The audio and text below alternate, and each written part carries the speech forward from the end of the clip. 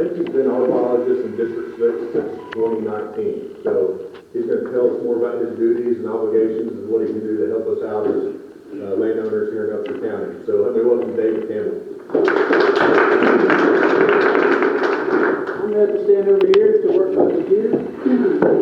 And I'm also going to repeat some of the stuff he just said. Like you said, I'm David Campbell. I'm the Parks and Wildlife biologist here for Gregg, Upshur, Marion, Harrison, and Campbell counties. And today I just wanted to tell you a little bit about myself and what it is I do with Parks and Wildlife, because I find there's a lot of landowners that aren't familiar with what a resource a wildlife biologist can be for them. And if you're not interested in what I have to say, hopefully you'll at least like some of the pictures I've taken. Put a few up on the backgrounds. So, like most people who get into my career, I grew up hunting and fishing. I was really into the outdoors. Being on the coast in Vidor, Texas, fishing was definitely my top thing that I enjoyed to do. As you can see by some of the pictures I threw up on the right-hand side there, they about half of them at least, there's fish in the picture. So when it came time for me to choose university to go to, I knew I was going to go to one that had a good wildlife program. And so I made a short list of schools I was interested in, and we decided to take a little road trip to check out some of those schools. And first on the list was A&M Kingsville. So we got there, we checked it out, and it was a little bit big for my taste, because Vidor's a pretty small town, and Kingsville's a little bit bigger than that. It had a good program, but I wasn't fully sold on it. Then we went to Sol Ross over in Alpine, which is that way out in West Texas. Alpine is a lot smaller. Alpine is a lot smaller town and way smaller school than A&M Kingsville.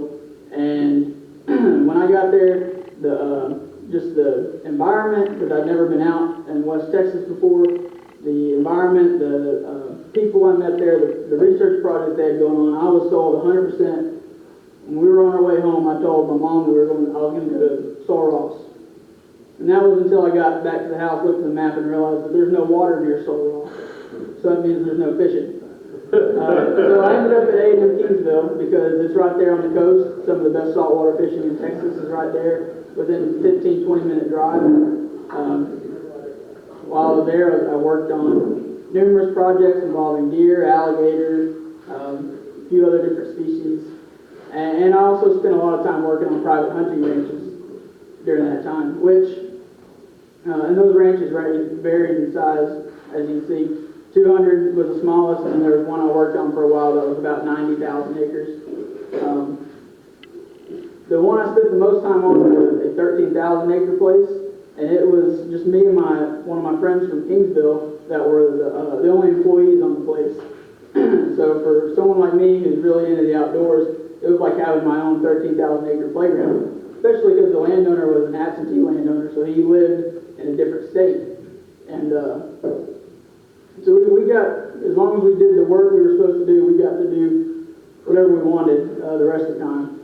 Throughout the day while we're riding around working, we're able to hunt and fish, take little breaks, do all that kind of stuff. During dove and duck season, we get to go out and harvest our limited birds before we had to go out and do the work that was required of us. But those kind of jobs, there's not really a lot of security in them, especially if the landowner's family doesn't share the same values. Something happens to the landowner, and then the family gets the land, well, they might split it up. And I didn't want to take those chances of pinning my livelihood on something like that, so I decided to go for something a little more stable, and I went and worked for an environmental consulting firm in Houston. And the job was pretty great. Obviously, a consulting firm working with oil and gas companies, the money was really great, but Houston is awful.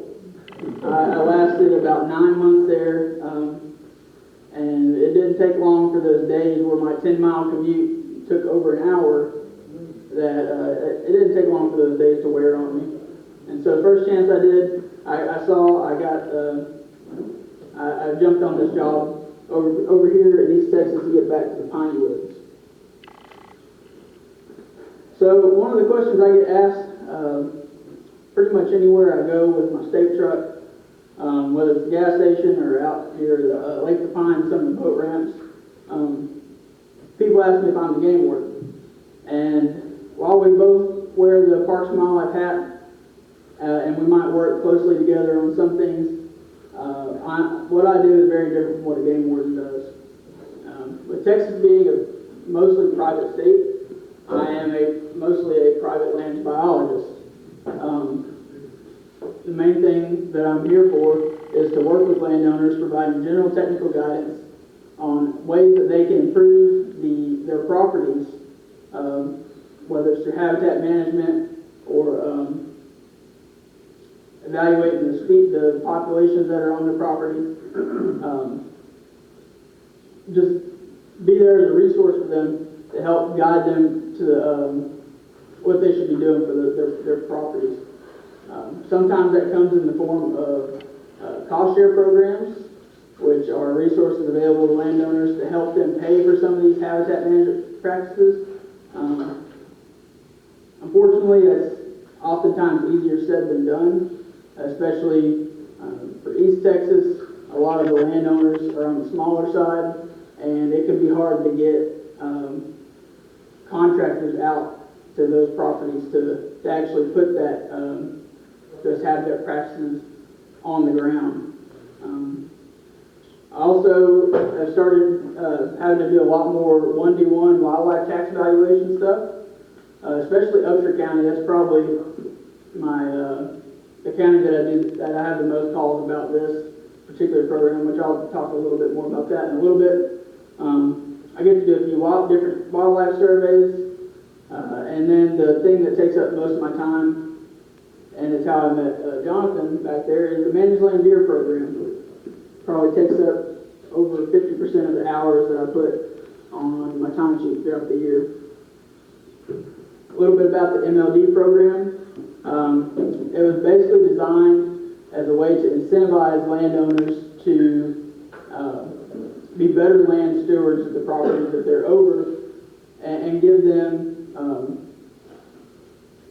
more flexible hunting seasons and also more flexible regulations, mostly in regards to like antler restrictions and things like that.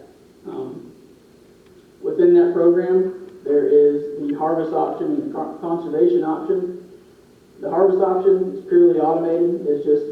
It's based mostly on the size of your property, and unfortunately for that, the way that option works, it's really only worth it if you have more than 250 acres is what I usually tell people, because the way it issues the tags, if you have less than that, you're just not going to get but maybe 1 or 2 tags out of it, and you'd be able to have more harvest under your general license.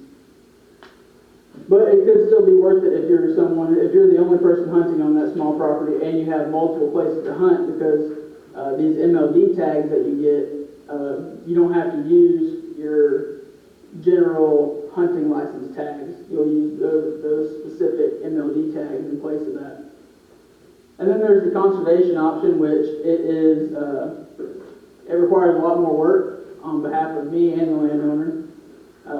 Just to get into that option, you have to have 2 years of data collected on your property in the form of population surveys, harvest records, and records of what habitat practices you've implemented during that 2-year window. And then you have to also keep collecting that data year after year to stay within the program. And then those tags are issued by me directly based on the data that comes from the landowners. The 1-to-1 stuff, wildlife tax exemptions, tax valuations, whatever you want to call it. The main requirements for these or that your property has to already be under an agricultural exemption, whether it's agriculture, timber. I think there's a few other ones that could be. And it also requires that you have the wildlife management plan on your property. My role for these is primarily as as advice on what practices you should implement on your property.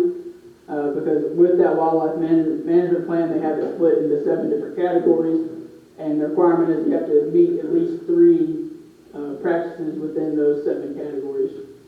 So my role is to go out and help you figure out what you can and should be doing on your property so that you can meet the requirements, and then kind of help you fill out the form or the wildlife management plan, which that in itself is a pretty straightforward PDF that it's mostly just checking boxes.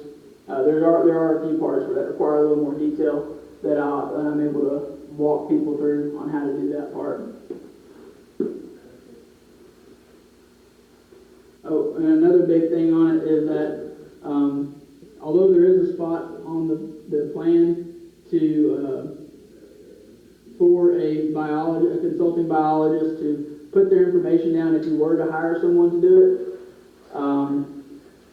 it's not required to have a biologist input to be accepted. It's just if you want to spend the money to pay someone to complete the plan for you, that's an option. But like I said, it's not required that a biologist approves it. And then last, I just wanted to go over a basic timeline of what my year looks like as a whole. 3 years I've been here, it's been pretty consistent. Of course, you never know what kind of phone calls you're going to get.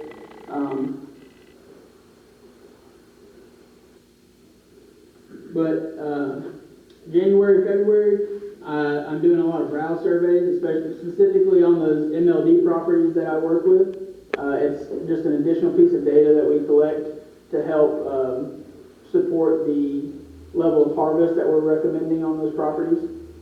I'm also getting in on trying to get some site visits in with some of these landowners because it's a lot cooler that time of the year. The more I can do then, the less I have to do during the summer when it's really hot. And then I also get to do a lot of prescribed burning that time of year, which that's mostly on wildlife management areas, but we do have the chance to work with private landowners on some of their prescribed burns, and I could talk to you more about that later if you're interested.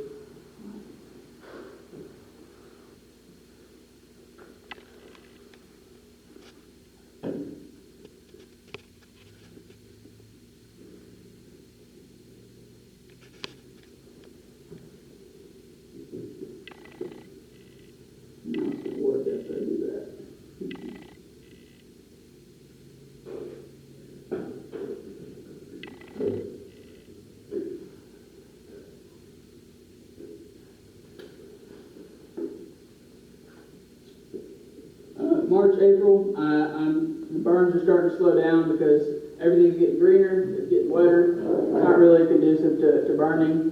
And this is when everyone's scrambling last minute, trying to get me to work with them on their 1D1 stuff because they put it off until right before the deadline, and now they're trying to rush to get it done. And this is also when I'll start getting my data back from some of my MLD properties. May and June, it's when I do one of my 2 surveys that I do. This is when I do my dove surveys. If I'm lucky, I might get to go participate on an alligator survey with some of my coworkers.